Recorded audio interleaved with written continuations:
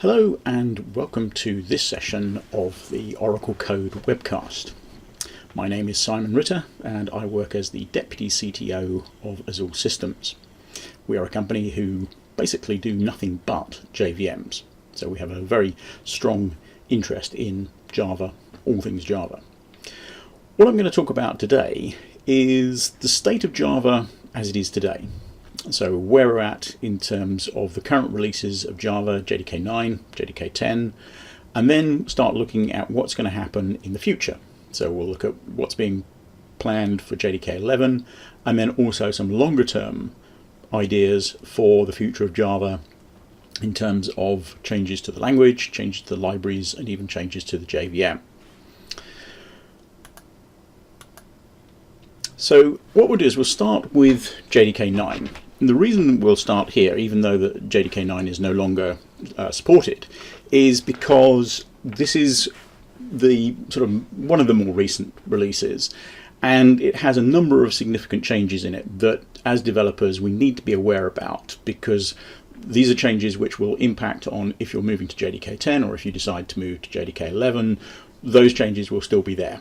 So if you're using JDK 8 or earlier at the moment, things that have come in JDK 9 are going to be very relevant to you when you migrate to the latest version of the JDK. Now, JDK 9 was a reasonable time coming. It was about 3.5 years between JDK 8 and JDK 9. And what we see here is a slide which describes all the changes which were made in JDK 9. And there were a lot. Lots of different changes, lots of small changes, things that happened at the JVM level, things that happened in the libraries, even some things that happened in terms of the language itself. So lots and lots of things changed in JDK 9. But realistically, the one big feature that is most relevant to developers and most relevant when it comes to migrating applications, JDK 9 or later, is the Java Platform Module System, or as it's been referred to many times as Project Jigsaw. Now, the idea behind modularity is to take the libraries that we have available for Java and break them up into more manageable chunks, which are called modules. If you go back in the history of Java, some 23 years to when version 1.0 first came out, there were about 200 classes in the standard libraries. And that meant that you had a few things that you could use, but a lot of code you needed to write to support whatever it was you were trying to do. Over time, obviously, many things have been added to the standard libraries. And so now we no longer have to write our own list class, we no longer have to write our own semaphore class, we no longer have to write our own class for interacting with a database. All of these things are provided as part of the standard libraries. And if you look at JDK 8, what you'll find is that there are about 4,500 classes in the rt.jar file. That's a really good thing from the perspective of developing code, because it means you don't have to write all these classes yourself. They're available and you can use them straight away. But it does mean that we've got bigger and bigger in terms of rt.jar, and no application is going to use all of those classes. The idea behind modularity then is to break this rt.jar file up into more manageable pieces, modules, so that when you're developing an application, you can build a runtime which only includes the modules that have the classes that you need for your application. And this is particularly relevant in today's type of ways of the methodologies that we use, because we're seeing a lot of people using microservices architectures where you want to break up a monolithic application into smaller components, and typically you're going to put it in a container and you're going to ship that container with the runtime that you need for that component. So you'll have a JRE that you'll ship with the container. And by having modules and having the ability to build a runtime that only contains the modules you need, it's much more suited to that. There's a number of other advantages in terms of performance, there's advantages in terms of security and so on, but that's the key thing, is being able to only have the modules that you need for your application. So what's happened is two things really. The big one is separating up rt.jar. There are now 97 modules in the Oracle JDK. 28 of those are for the Java SE standard, so that's the thing that's defined by the JSR under the JCP. There are additionally 8 modules that make up JavaFX. There are 59 that relate to the JDK itself, and then there are 2 that are Oracle specific. So now what we can do is we can select the ones we need and then not have to ship all of those modules if we don't need them. The other big change is the idea that in addition to all the public APIs which make up the standard libraries, there are also a lot of internal APIs, and these are ones which are used by the public APIs to implement the functionality that they are delivering. Now, right from the very beginning, Sun and then Oracle have been very explicit about not using these. So developers are not intended to use these APIs. So Oracle and Sun have always said that they're not supported, so there's no guarantee that they will be in future releases. There's not documented, so you're really not supposed to use them. Problem is that lots of people have. So the most famous of these is Sun Misc Unsafe. The original idea with modularity is that all of the internal APIs would be encapsulated, which would mean that you can't access those classes and methods and so on anymore. Problem was that lots of people had used these, and lots of frameworks and libraries which are very popular had used some of these internal APIs. So it wasn't going to be as simple as just saying, right, well, okay, turn off access and everybody can carry on doing what they do. It's going to break too much code. So what Oracle decided to do was to allow you to get around the encapsulation so that you can still run application code, and then you can migrate it gradually. So if you want to migrate your applications to using the module system, really there's sort of 3 steps to this. The first one is that you can, in effect, ignore the module system. So you can say, okay, I've got an application that I've developed, I have some jar files, I put those jar files on the class path and I run my application. You can do exactly the same thing with JDK 9 and later. So with the module system, you can leave everything on the class path. So long as none of those jar files reference the internal APIs, then everything will run without any problem. What this does is it essentially takes everything on the class path and puts it into one anonymous, unnamed module. All the public packages are exported, and the unnamed module depends on all the other modules on the module path. So this is why it works with the module system. What you can then do is you can gradually migrate to the module system. So you can take your jar files that you've created, and without doing anything to change those, you can move them from the class path and put them on the module path. If you put the jar file on the module path, even though it doesn't contain the information, the module info.class file that's required, the module system will look at that and go, we will make that an automatic module. So the name of the module will be the same as the jar file. All of the public elements will be exported, and it will depend on all of the other modules on the module path. Then, if you want to go to the full module system, you can take your code, you can recompile it with a module info.java file, which specifies exactly which classes and which packages you want to make publicly available, which you want to keep internal, and you can also specify exact dependencies that you have on other modules, and then you can build the necessary classes, packages a jar file, and then that becomes a full module running on the module path. So there's a relatively straightforward way to migrate from JDK 8 and earlier to the module system. The other thing to understand is about how you can avoid the problems of encapsulation. If you have got libraries, or if you've got code that is using some of the internal APIs, then you need a way of getting around that. So one of the command line switches that you have is called the big kill switch. Great name for a command line flag. And this is illegal access. Illegal access has 4 different values that you can specify with it. First is the default, which is to permit. So that allows you to use the internal APIs, but will give you a warning the first time you use an encapsulated API. If you want more information, you can turn it to the next level, which is warn, and that will give you a warning every time you use an encapsulated API. So not just the first time, every time you use it. Debug is the next level up, and that will give you a warning every time you use an encapsulated API, and it will give you a stack trace so that you can find out where in your code it was being used. And then the fourth option which should become the default at some point in the future, is deny. So that will turn off the ability to access encapsulated APIs. You can also do this in a more controlled way. So rather than just having a blanket turning off of the encapsulation, you can do it for specific modules or for everything on the class path. If you want to import specific packages that are internal, then you can say something like add exports to the command line, and in this case we've got Java management module and the remote internal package, which we only want to be able to be used by the myTest module.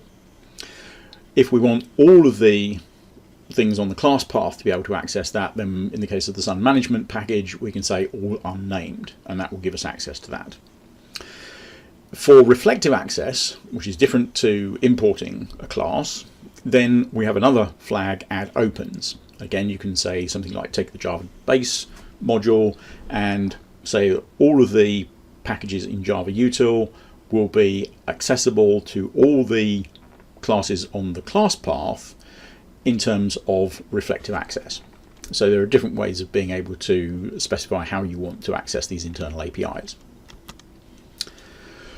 Obviously, what you want to do is avoid using internal APIs. So there is a command that's been available now, JDEPS, and what that will do is analyze the dependencies that you have for your code on various modules, and that way you can understand what was going on.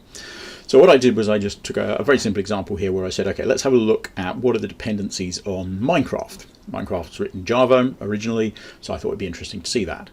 And if we do just list dependencies, then we see it depends on Java base module, which is very logical because everything has to have a dependency on java.base, java.data transfer, java.desktop because it's graphical, java.management, and java.naming. Interestingly, there seems to be some bug in JDEPS because it produces this very useful error message, or not useful error message, which says not found. It turns out that you need to specify certain things on the class path because if there are other modules that, or other jar files that this jar file depends on, then in order for it to resolve things and actually produce meaningful output, you need to put everything on the class path. So if you don't do that, you get this not found. Now, in terms of building a runtime, JDK 9 comes with a command called jlink. And jlink will build you a runtime where you can specify one or more modules that you want to be placed in that runtime, and only those modules will be placed there. So you run jlink, and what it will do is it will build a directory structure for you where you specify it to do so, and you will find that there is a bin directory, a conf directory, a jmods directory, and so on. If we take a very simple example, we'll do jlink, we'll specify the module path as being where the JDK modules are, and then what we're going to do is we're going to add one module, which is the java.base module, and we'll output the directory to my image. If, once we've done that, we go to my image bin and we run Java executable, and we say list modules, what we'll see is there's java.base, so the one module that we specified. Now, that in itself is not going to be very useful because you can't do anything with just java.base. So if we look at a slightly more useful example, here's an application that I created which just had 3 application modules in it, and I want to package that up so that I can run my application with this runtime. So what I do is I say, okay, module path, specify where the JDK modules are and also where my modules are, and then we'll add the main application module, com as all app, and again output it to my image. If we then go to the bin directory and run Java with list modules again, what we'll now see is we've got Java base, Java logging, Java SQL, Java XML, and then we've got com as all app, com as all zoop, and com as all zeta. So the command has figured out all of the dependencies using the compiler and then put all the modules that are required in that runtime. And then those are the only modules that will be there, thus reducing the size that's required for the runtime very considerably. I mean, if you look at the standard runtime, it's quite a lot of space, and then you can really reduce it down. You can actually reduce it down if you've got like a very, very simple application to something like less than 10 megabytes.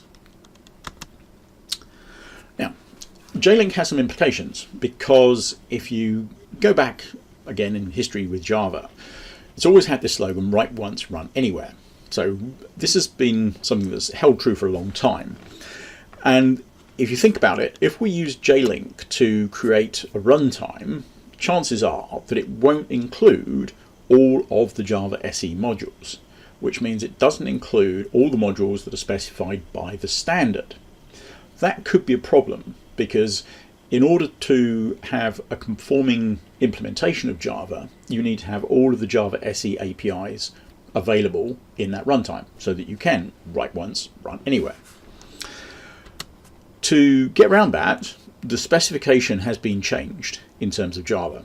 So when you generate a jlink runtime, it is still a conforming Java implementation. The reason it is because it follows the new rules for how to be conforming. First of those rules is it must include the Java base module. As I say, Java base is the module that every other module will depend on, so you have to have that in order for you to have a conforming implementation. The other rule is that if you have any other modules included, then from Java SE, then all the transitive module dependencies must also be included. And that means that in the case of, if I use java.sql, then I must also include java.xml and java.logging, because they have a dependency on that. So it's very important that all the dependencies are satisfied so that your code will work. There's nothing missing. But so long as you have all of those modules in there, then you have what is called a closed implementation, and that conforms to the standard. Right, so that's JDK 9. That came out in September of last year. And at that time, there were also some announcements made by Oracle about how Java was going to change in terms of moving the JDK forward, so delivering new versions of the JDK. And so we now have a new release model for the OpenJDK. The idea behind this is that rather than waiting potentially many years for a new version of Java, what we now have is a situation where we will get a new version of Java every 6 months. So this started in March, which at the moment is last month, when JDK 10 was released. So JDK 9 came out in September last year, JDK 10 came out 6 months later in March. In September of this year, we will have JDK 11, and then subsequently JDK 12, JDK 13, and so on. So every 6 months we get a new release. The idea behind this is to make the development of the OpenJDK more agile. It's been a real kind of consideration that people have had to wait a long time for new features in the JDK. So the target originally, going back several years, was to have a release of Java every 2 years. But that didn't really work, because it was 3.5 years between JDK 8 and JDK 9, it was about 3 years between JDK 7 and JDK 8, and it was about 4.5 years between JDK 6 and JDK 7. So that obviously didn't work, so they couldn't even match 2 years. So rather than planning a set of features and saying, okay, we will ship the JDK when those features are ready, it's being switched around. So now the idea is that a JDK will be released every 6 months. Whatever is ready at that point will be included. If features are not ready, then they get delayed to the next release or whenever they are ready. So this means that small language features, small API changes can be made available much more quickly, and people can get to use those without having to wait a long time to get hold of those things. So this is a very good idea in terms of enabling more rapid development of the JDK, getting developers the features that they need at more of a speed that they actually want to be able to use them. The other thing that requires is yet another JDK version numbering scheme. Actually went through like 3 different iterations just between JDK 9 and JDK 10 actually. So the scheme that is being used now is proposed under JEP 322, and what this includes is 4 numbers separated by period. So the first number is called the feature, and that's the major number in effect. So that's 10, 11, 12, and so on. Then we have another number which is called interim. Now that used to be what was described as the minor number, and at the moment that is always going to be 0. And the idea is that that's been reserved so that if at some point in the future they decide to have updates which require a minor version number, then they have that in the numbering scheme. So at the moment it will always be 0. Then we have update, and that in previous version was a security number, but has different rules about how it gets incremented. And the important thing here is that there is a scheduled release of updates. So literally every 3 months there will be an update, and so that number will be incremented. The nice thing as well is that because there's a fourth number, patch, the update number can be updated incrementally. If you look at JDK 9, the first update was 9.0.1 and the second update was 9.0.4. Now, a bit illogical because of course 2 comes after 1 rather than 4. But the idea of that numbering scheme was that they left 2 numbers in between, so if they had to issue an emergency update, then they had a number available. Now that we have patch in the new numbering scheme, that can be used so that if let's say 11.0.1 comes out and then suddenly they need to issue an emergency update, then they can have 11.0.1.1. So it all works very nicely.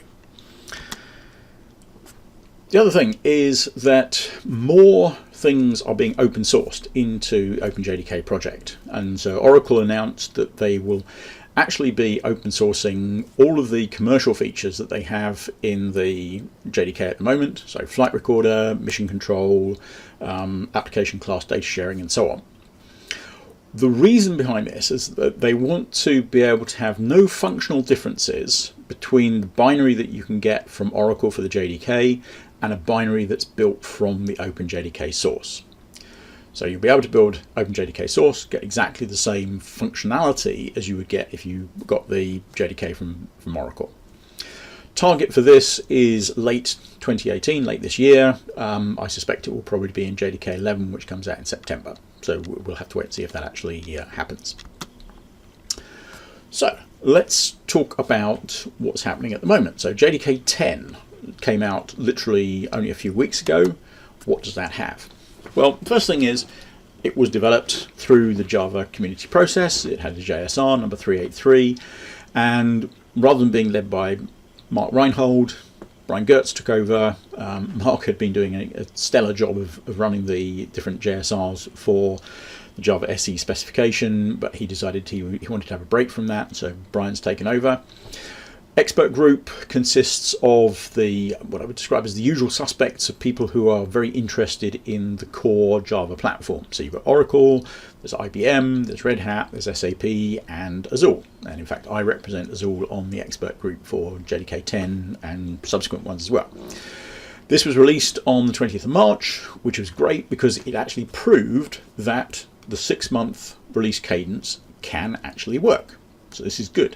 So we managed to get everything through the JCP process. That's the fastest I think anything has got through the JCP process in 6 months, and everything worked in terms of getting the TCK, in terms of getting the reference implementation, all that done in the time that was available. Now, even with only 6 months, there were still quite a lot of things added, and I actually went through and I wrote a blog about this, and I found there were 109 new features and APIs that were added in JDK 10. So like I said, it's pretty impressive in terms of 6 months worth of work. What do we get in JDK 10? Well, the biggest thing that we have, which is applicable to developers, is the introduction of local variable type inference. What this means is that you no longer have to specify the type of a local variable. So this doesn't apply to return types, doesn't apply to method parameters, only local variables are used within a method. Then you don't have to specify the type. You can let the compiler infer it for you. So I've got a couple of very simple examples here. You can say var list, and then you can assign to that a new array list of type string. And the compiler can obviously figure out that in this case the type of list will be an array list of type string. It's very easy. A little bit more complicated is if we take that list and we want to retrieve a stream for it, then we can again use var, and we can say var stream equals list.stream. And the compiler, because it knows that the list is an array list of type string, can infer that the stream that we're going to get back will be a stream of type string. Now, one implication of this is that var is now a reserved type. It's not a reserved word, so you can still use var as your variable name, so you could have var, but what you can't do is you can't create a class called var with a lowercase v. You can do it with uppercase v, but you can't do it with a lowercase v. Now, you shouldn't be doing that anyway, but that is one thing to bear in mind in terms of compatibility. Slightly better example is where you might have something like this. So you have a map of string and list of big decimal, and you want to assign a new hash map to that. Then you can make it slightly simpler by saying var m equals new hash map string list of big decimal, and that will be correctly inferred by the compiler. There are a number of guidelines for how to use var efficiently, where to use it, where not to use it. There are not necessarily reasons, well, there are some reasons where you can't use it, like I say, with method parameters and so on, and global variables. But there are some guidelines in terms of how you use var to make your code more readable, rather than there may be situations where by using it, it becomes harder to actually see what's going on in your code. Typically, from what I look at and how I've used this myself, I find that in the first example there, var list equals new array list. That's really good because you're assigning a new instance of something to that variable. I think that's a very good use of it. Var stream equals list.stream, I don't like that so much because I think that it's harder to see what the type of the stream is going to be. You have to go back and look at list to find that out. So when you're assigning an instance to a variable, that's good. If you're trying to retrieve something from something else and assigning it, it might be not quite so good.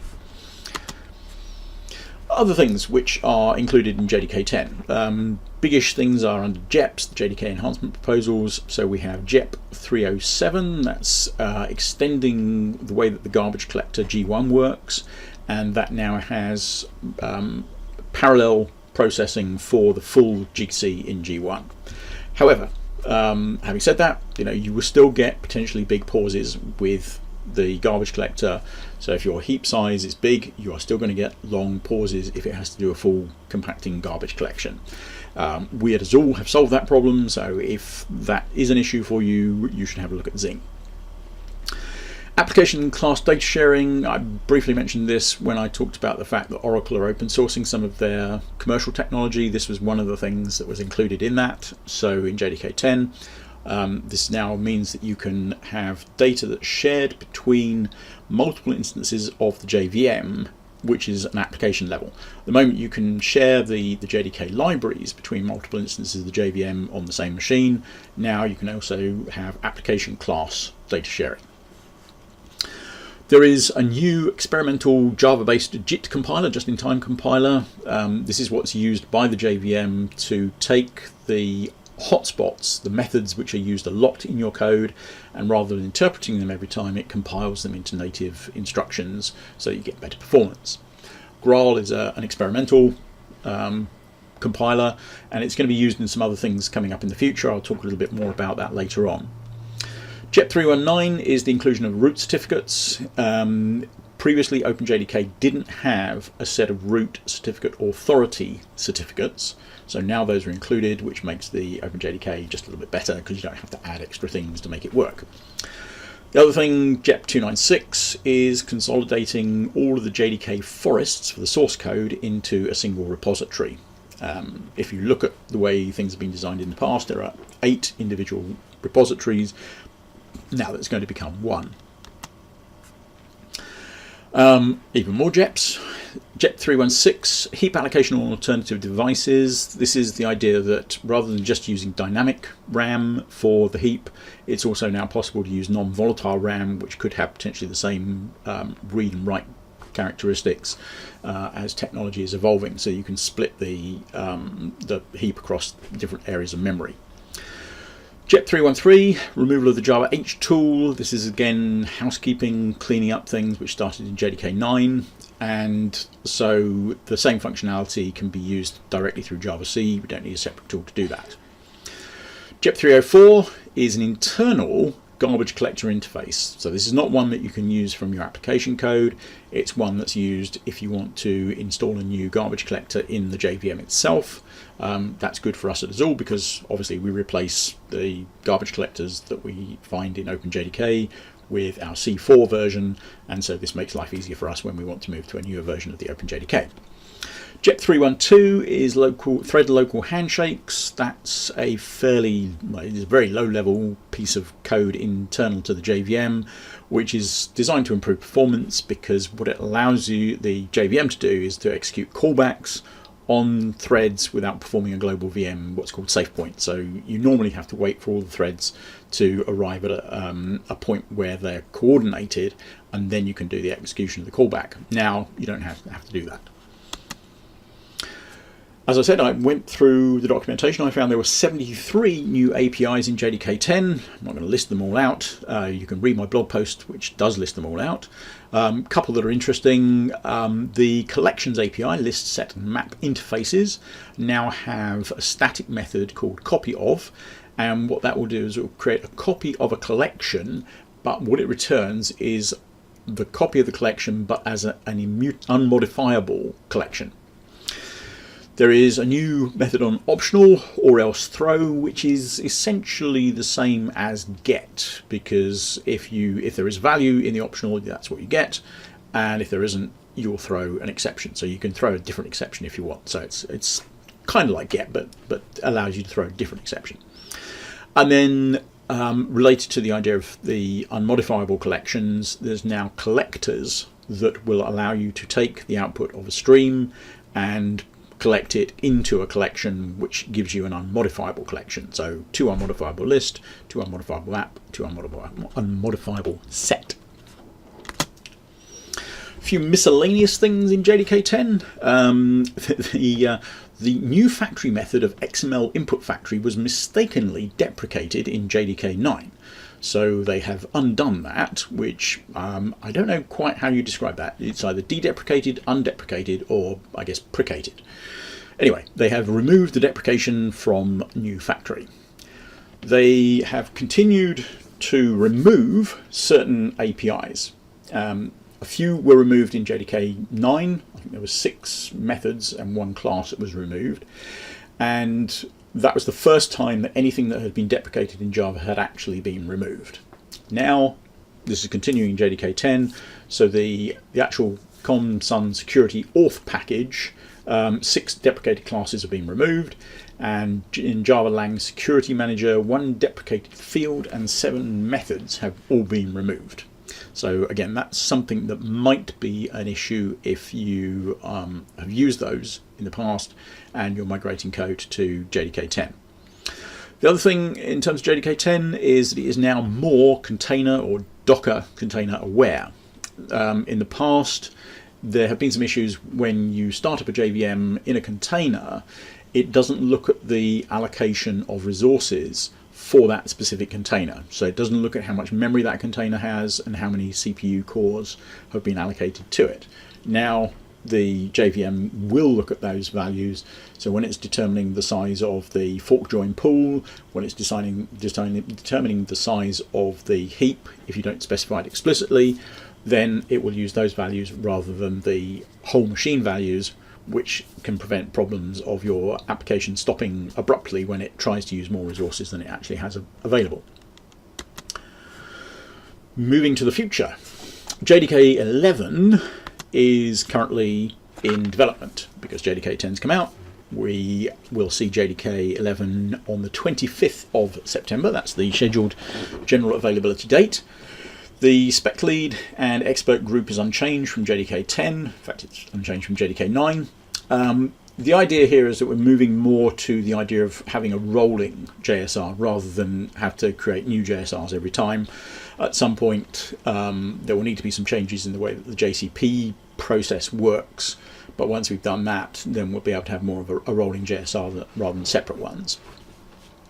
Currently, there is an early draft review of the features that are scheduled for JDK 11 at the moment, and there are early access builds also available.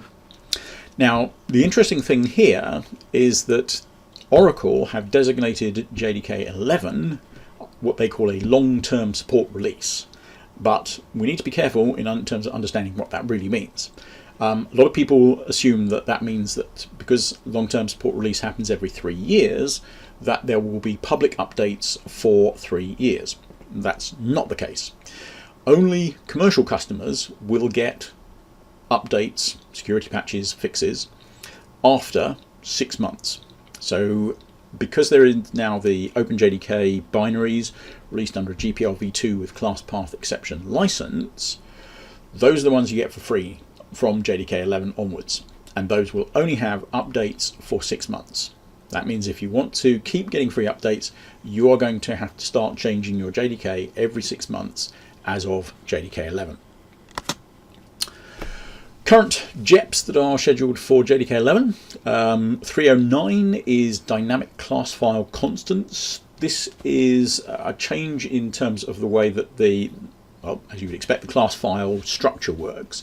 And it's sort of related to invoke dynamic. The invoke dynamic bytecode was introduced to improve performance of languages other than Java that were being compiled onto the JVM, and specifically if you were using dynamically typed languages, it was difficult to do method calls because of the way the JVM worked. So invoke dynamic enabled better performance of those types of things. So this is again a change which is targeted primarily at people who are developing compilers or languages that are not Java but will be compiled into bytecodes and run on top of the JVM. So it defers some of the work of the class file constants from compile time to runtime using a bootstrap method. So it's if you're writing compilers and other languages, then this could be something that's useful. JEP 318 is the epsilon garbage collector. This is great. This is a garbage collector that doesn't collect garbage. It does actually make sense. It's an experimental feature which is really designed so that people who are working on garbage collection algorithms can test to see what the impact of that garbage collection algorithm is. So if you run an application where, as long as you don't run out of heap space, you can keep running that application and you can see how it performs and measure the benchmarks for it. Then you can turn off the garbage collector and do the same thing and see what the impact of the garbage collector was on that. Now, there are some people who believe that they can actually use this for commercial applications where they have an application that isn't going to run out of heap space, so they won't get the impact of the garbage collector. We'll see how well that works in practice. Other things, JEP 320, this is a continuation of the removal of things and sort of housekeeping. So the Corba module and the other Java EE modules are going to be removed from JDK 11. Currently in JDK 10, they will, in fact in JDK 9, if you try and compile with them or run with them, they won't actually be used by default. You have to turn them on. So it should show up if you're using any of these modules when you try and move to JDK 9 or JDK 10. As of JDK 11, they won't be there anymore. This is one of the powerful things of a module system, is it does mean that by breaking it up into different modules, you can then remove bits if you want to. JEP 321 is the HTTP client. This is support for HTTP 2. In JDK 9, this was included as an incubating module. So the idea being that people could try out the API, see if they wanted any changes, and if they did, then those could be incorporated. So we've got to the point now where the people have had a chance to play with it, and now they want to standardize it as part of the JDK and the Java SE specification. JEP 323 is local variable syntax for Lambda parameters, and this is related to the feature in JDK 10 of local variable type inference. It's actually a bit superfluous, because what it means is that if you have a Lambda expression, currently Lambda expressions have type inference, so you can have X and Y, and you don't need to specify the type of them. The compiler will figure that out for you. What JEP 323 does is just extend it so that if you want to, you can use var for X and for Y. So I don't know why you would want to, but if you really want to have var everywhere, then you can use it there. What you can't do is you can't say var X int Y. So you can't have one a variable and one a specific type. It has to be all or nothing. But as I say, that's a small change just to bring Lambda expressions into the same usage of variable syntax. Again, I had a look at the APIs, and there are currently 36 of those. 3 here that I sort of pulled out which look somewhat interesting. The first 2 I can't quite work out why I want those. First is an input stream. You can get null input stream, so it's an input stream which returns nothing. Okay, that's great. I guess there must be some places where you would want to use that. I can't think of anything right now. Which is the same as the ability to create a null writer, which means you can pass things to it and it will just ignore them. So great, very useful. Again, not quite sure why I want to do that. One that is quite useful is the idea of having a new method in the path class, which will allow you to create a path using the of method, and you can pass in a sequence of strings that construct the path that you need to a particular resource in your file system. Looking further into the future, so obviously there's JDK 12, then JDK 13, but these are all fairly incremental. What's the idea in terms of bigger features? How are things being planned for longer term, bigger futures? Well, there are a number of projects under the OpenJDK development umbrella. There's one called Amber, which is about simplifying syntax for the Java language. There's another one called Valhalla, which is value types and specialized generics.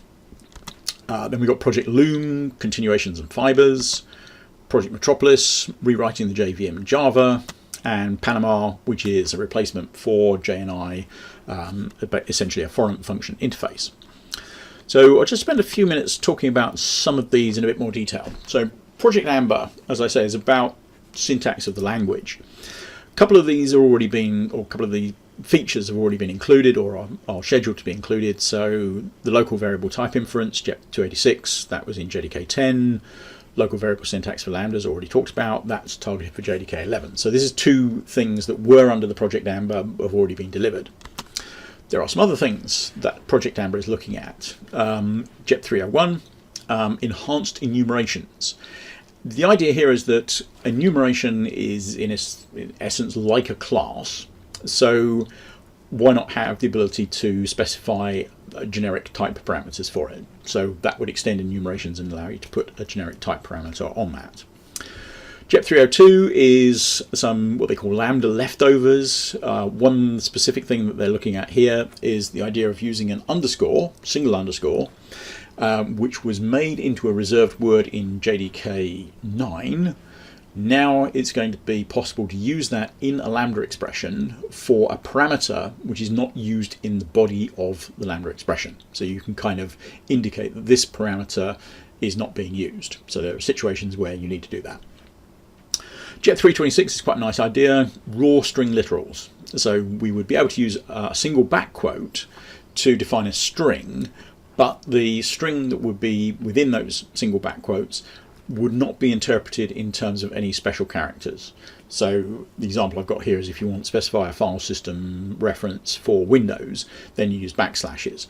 If we were trying to do that with normal strings, we'd have to use // to escape the backslash character.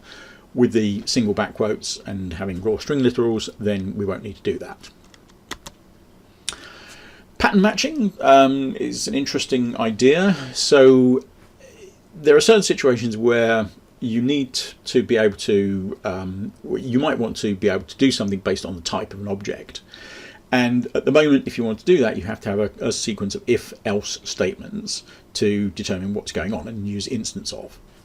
So the idea of pattern matching is to allow you to use a switch statement so that you can say case and then give a type and then do something based on what that value is if it's that type. So you can, in this case, you've got case integer, then you can print out int in a particular way, byte, do something else, long, double, string, and so on.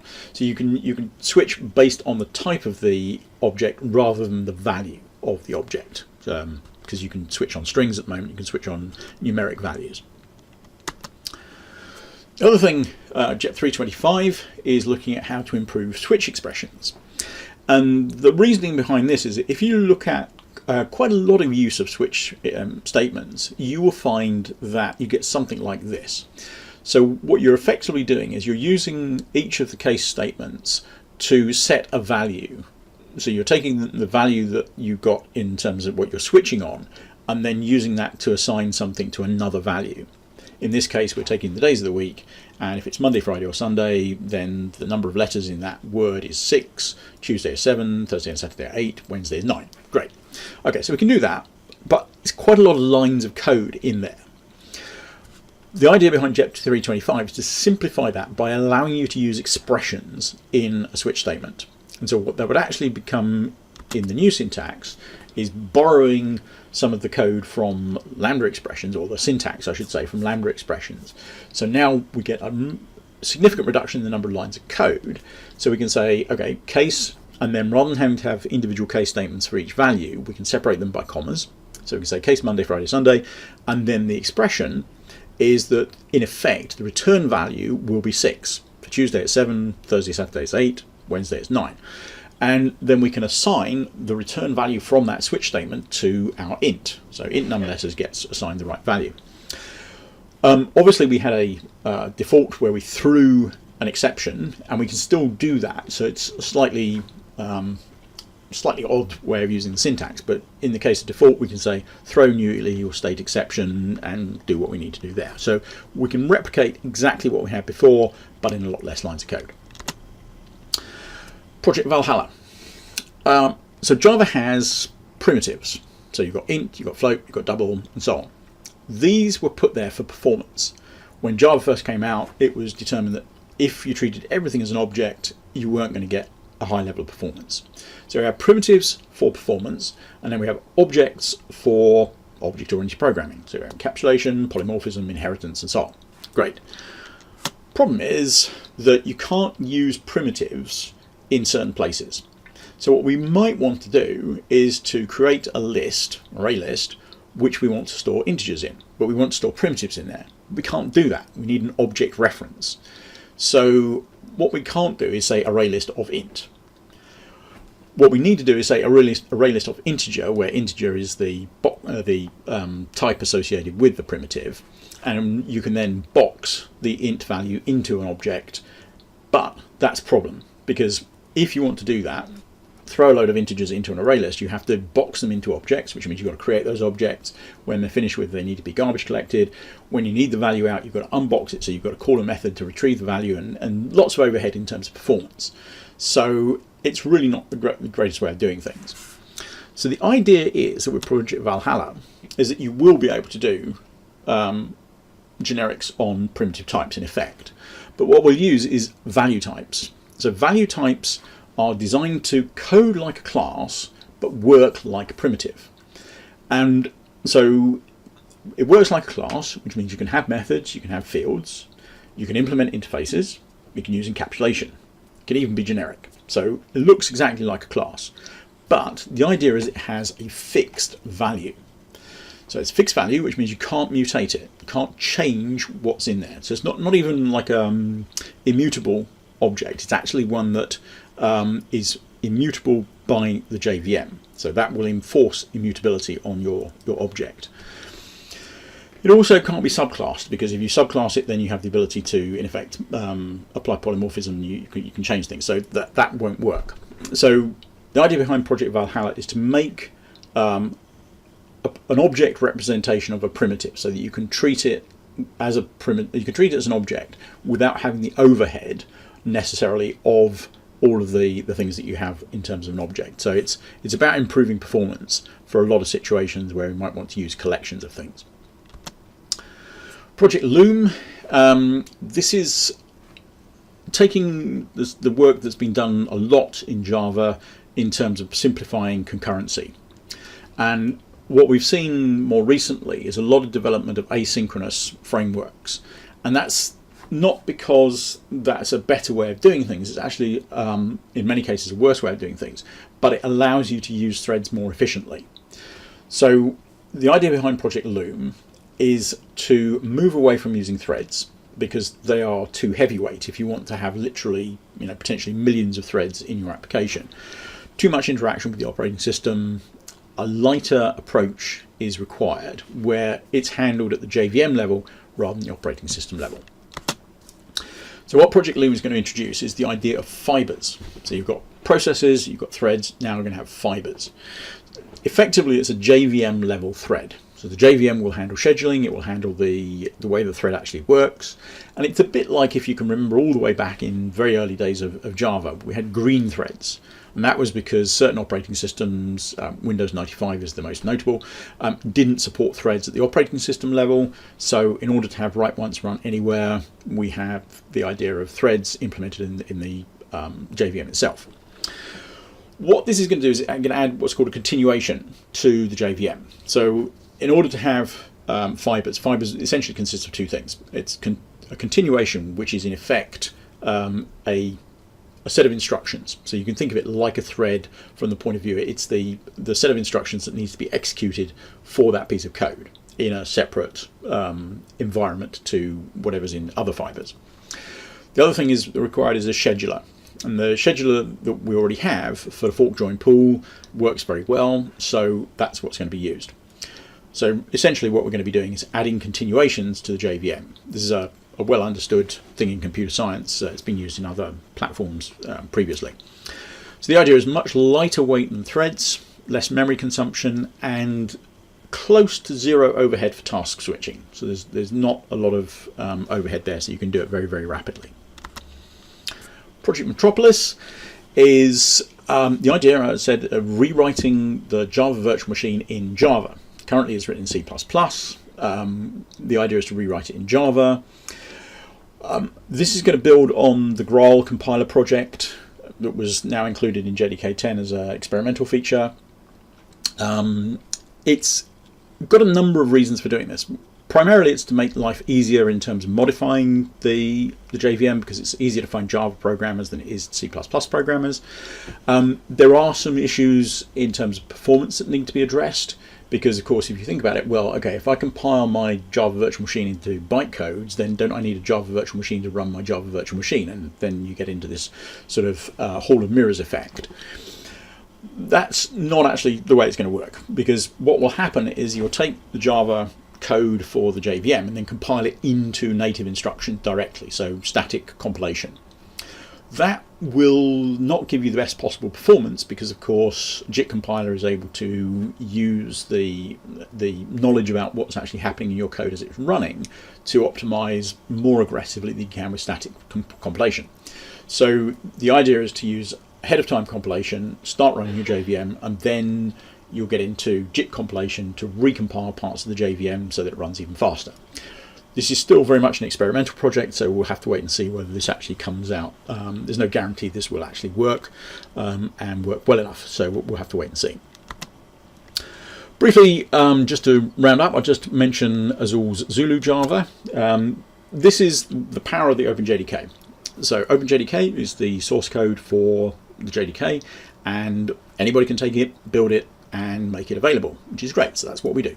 We take the OpenJDK source, we compile it, and then we run it through the TCK to make sure that all the tests pass and what we have is fully conforming to the specification. We make various versions available, so we have JDK 6, so if you're still running old code you can run JDK 6, 7, 8, 9 and 10, and obviously when 11 comes out we will have that.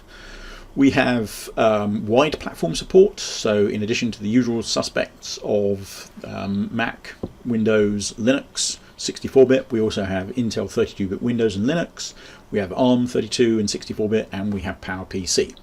So if you're interested in that, hop over to the azul.com downloads website and have a look at Zulu. It's free. Right, just to summarize then, so Java continues to move forward. It moves forward more quickly now. Fast release cycle, feature release every 6 months, which means we're getting access to more features more quickly, and that's something that as developers we're going to have to get used to. So we'll be like, this is good, you know, we get new features that we can actually make use of in our code. Lots of ideas, bigger ideas for improvements in Java. Even though it's 23 years old, there's still a lot of good ideas for things that can be done longer term. Value types, fibers, even Graal to run the JVM, lots of smaller things as well. So that is basically everything I have in terms of the future of Java. So I hope that this has been useful for you, and thank you very much.